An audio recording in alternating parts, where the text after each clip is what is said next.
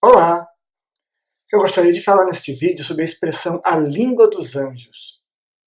Renato Russo compôs uma música baseada num poema de Fernando Pessoa que tem ela. É uma música magistral que diz: ainda que eu falasse a língua dos anjos. Mas onde é que o Renato Russo tirou essa expressão?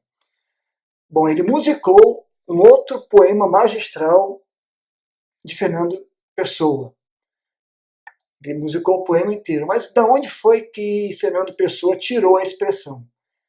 Ele tirou de Coríntios, 1 Coríntios capítulo 13, onde Paulo começa a falar um dos hinos de amor mais bonitos já escritos. Ele começa a falar: ainda que eu falasse a língua dos homens e dos anjos e não tivesse amor, se tivesse amor, seria como sino que retine, e aí ele continua. Eu estava estudando esse texto e fiquei pensando: de onde é que Paulo tirou isso? Porque isso não está no Antigo Testamento. Não tem nada no Antigo Testamento sobre isso. E no Novo Testamento só encontra-se ali, em Coríntios 13, 1 Coríntios 13. E aí eu fui pesquisar, fui estudar, fui ver sobre isso e descobri uma coisa muito interessante. Nós conhecemos um personagem bíblico chamado Jó.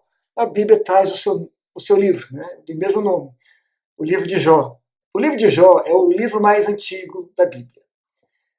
Ele é o livro mais. Foi o primeiro livro a ser escrito. Não foi Gênesis que escreveu, que não foi Moisés que escreveu Gênesis que escreveu o primeiro livro. O primeiro livro a ser escrito, mais antigo a ser escrito, foi o livro de Jó. Jó tem umas características interessantes. Ele, obviamente, não era judeu. Ele viveu antes de Abraão, mas ele já conhecia a Deus Altíssimo. Ele é de uma civilização diferente.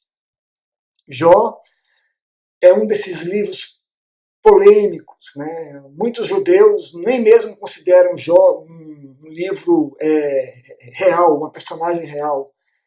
Eles acham que é um livro poético. Seja como for, não é do livro de Jó que eu quero falar. É de um outro livro chamado O Livro ou o Testamento do Patriarca Jó. É um livro bastante antigo, escrito mais ou menos aí, as cópias mais antigas que nós temos são cópias datadas de 200 a 300 anos, 300 a 200 anos antes de Cristo, mas são cópias muito antigas, cópias escritas em copta, que é uma língua egípcia. Ele é um livro escrito, digamos assim, no período intertestamentário, né? Um período ali de Macabeus e tal. E nesse momento, e nesse livro, tem essa expressão. Eu acho interessante eu ler alguma coisa para vocês. Eu não tenho esse livro físico, eu tenho ele apenas digital e em inglês. Eu vou ler para vocês, eu acho que vale a pena a gente ler alguma coisa aqui, só para vocês entenderem do que eu estou falando. Né?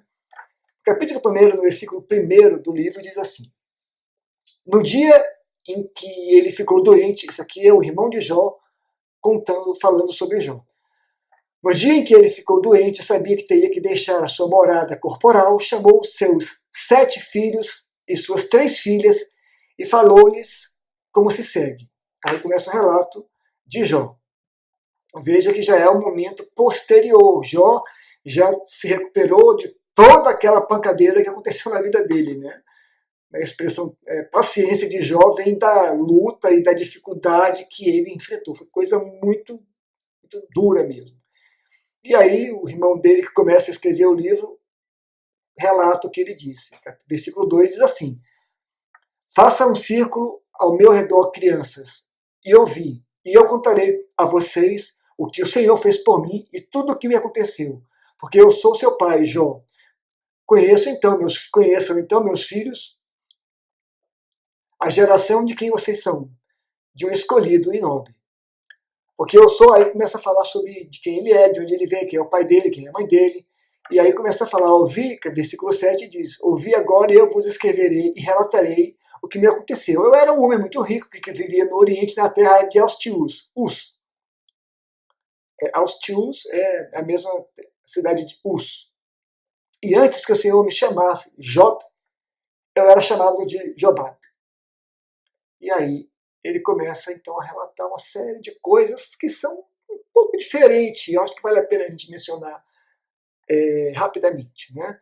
É um livro pseudepígrafo, extrabíblico, e é rico, muito rico. E ele conta uma história um pouco diferente, ou digamos, complementar ao que a Bíblia fala. E eu não quero falar desse livro em si, eu quero falar do episódio, como eu disse, das línguas estranhas, né? Onde é que vem essa expressão. Falando das línguas estranhas, ainda voltando um pouco para Paulo, ele pode estar falando, digamos assim, três coisas diferentes. Primeiro, ele pode estar falando que isso é uma linguagem para toda forma de comunicação. Né? A Bíblia de Jerusalém diz assim, a Bíblia de Jerusalém é uma versão católica, diz assim, toda eloquência dos homens e dos anjos. Uma outra possibilidade é que a língua dos homens se refira a toda comunicação humana, e a língua dos anjos a uma possível comunicação espiritual. Não é línguas estranhas. Né? Algumas pessoas falam assim, falar em línguas estranhas, ou novas línguas. O que vem a ser línguas estranhas? Os pentecostais, protestantes e os carismáticos católicos falam línguas estranhas, ou que a Bíblia chama de novas línguas, ou outras línguas. Mas não é sobre isso, não é a isso que Paulo está se referindo, porque quando ele vai se referir a isso, ele fala, eu falo em línguas mais do que vocês, ele fala uma outra expressão, ele está falando uma coisa diferente. E a terceira possibilidade é justamente que Paulo está se referindo a uma literatura muito antiga, que ele conhecia, ele era um homem muito erudito, chamado, esse livro, como eu mencionei, o Testemunho do Patriarca Jó, onde ele tem 7 filhos e 3 filhas. Antes de morrer, ele chama todo mundo e dá um presente para cada um. E faz isso com seus filhos. Mas ele faz mais pelas suas 3 filhas. Ele dá, além dos presentes comuns, ele dá um laço para cada uma delas.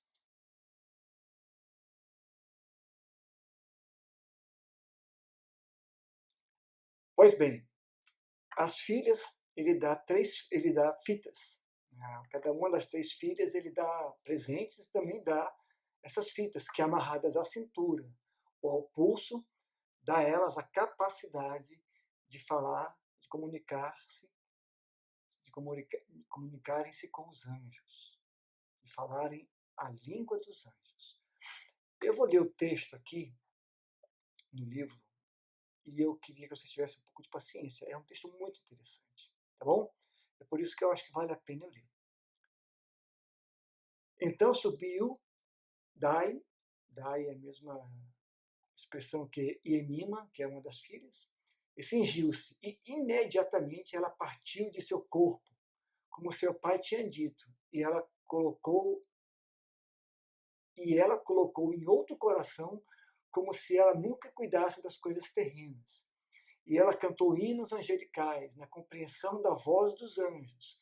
E ela entoou por diante o louvor angelical de Deus, enquanto dançava. E ela não viu mais a degradação das raças, nem a dor dos seres, pois foi contaminada com o sopro do início, com o hálito do feroz e do tranquilo. Versículo 25 diz: Em seguida, a outra filha, Cássia, colocou o cinto, e seu coração estava transformado, de modo que ela não queria mais as coisas do mundo. E sua boca assumiu o dialeto dos governantes celestes, em grego arcontes. E ela cantou a doxologia do tratado dos altos lugares, morada dos mais elevados. E se alguém deseja conhecer o trabalho dos céus, pode ter uma visão sobre os hinos de Cássia.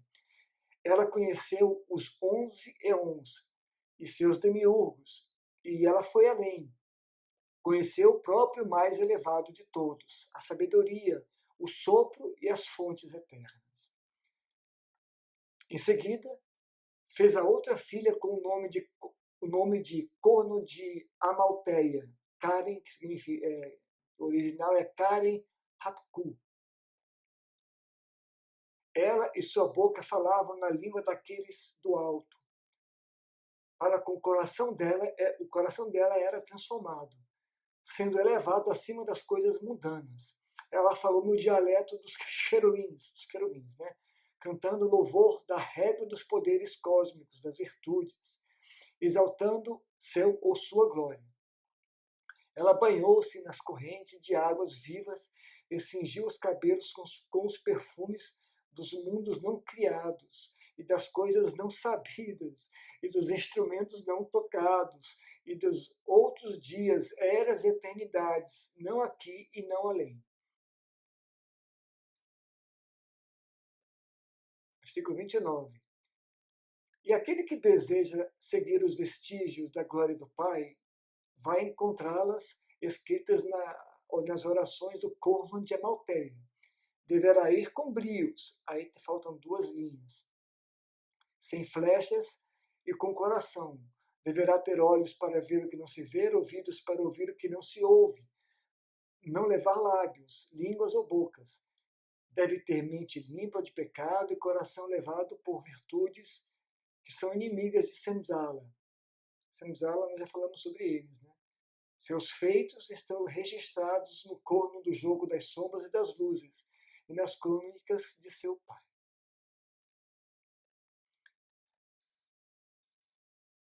Pode ser que Paulo tenha tirado dessa passagem a expressão língua dos anjos, que não é encontrada, como falamos, nem no Antigo Testamento, isso é encontrado aqui no Novo Testamento. Não é uma linguagem humana. Anjos não se comunicam uns com os outros falando. Né? Imagina, eles sequer têm um corpo físico. Eles aparecem fisicamente nesse plano, né? Nessa dimensão. Mas na dimensão espiritual eles falam uma coisa diferente. E segundo esse livro muito antigo, elas passaram a falar nessa língua dos anjos, nesse dialeto dos arcontes, em um momento, em um lugar que não é aqui, nem agora e nem além. Eu queria ler para vocês também o versículo onde Paulo escreve lá em 1 Coríntios capítulo 13. Como eu falei, 1 Coríntios capítulo 13 tem 3 estrofes. Eu não sei se eu falei isso, mas tem 3 estrofes. Isso é um hino. Nós não vamos falar sobre isso agora. Eu queria apenas falar do primeiro versículo, que é: ainda que eu falasse as línguas dos homens e dos anjos e não tivesse amor, seria como metal que soa, ou como sino que tine. Paulo está falando aí, esses sinos eram gongos de metal, eram pratos feitos de bronze, eram instrumentos usados nos cultos pagãos, para atrair a atenção dos pagãos para seus deuses, né, e para afugentar os demônios ou maus espíritos. Esses sinos eles eram fabricados lá em Corinto mesmo e eram usados no templo da deusa Cibele. A deusa Cibele era a deusa da fertilidade.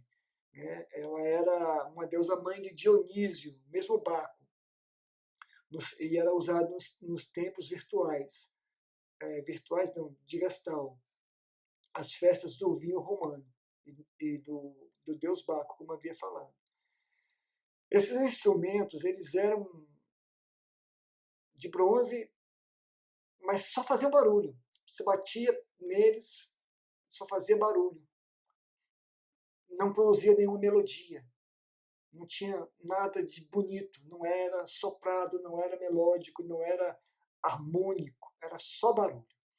O que Paulo está dizendo é que se eu falasse a língua dos homens, várias línguas dos homens humanos, e falasse além disso, essa língua tão bonita que essas moças falavam, as filhas de Jó,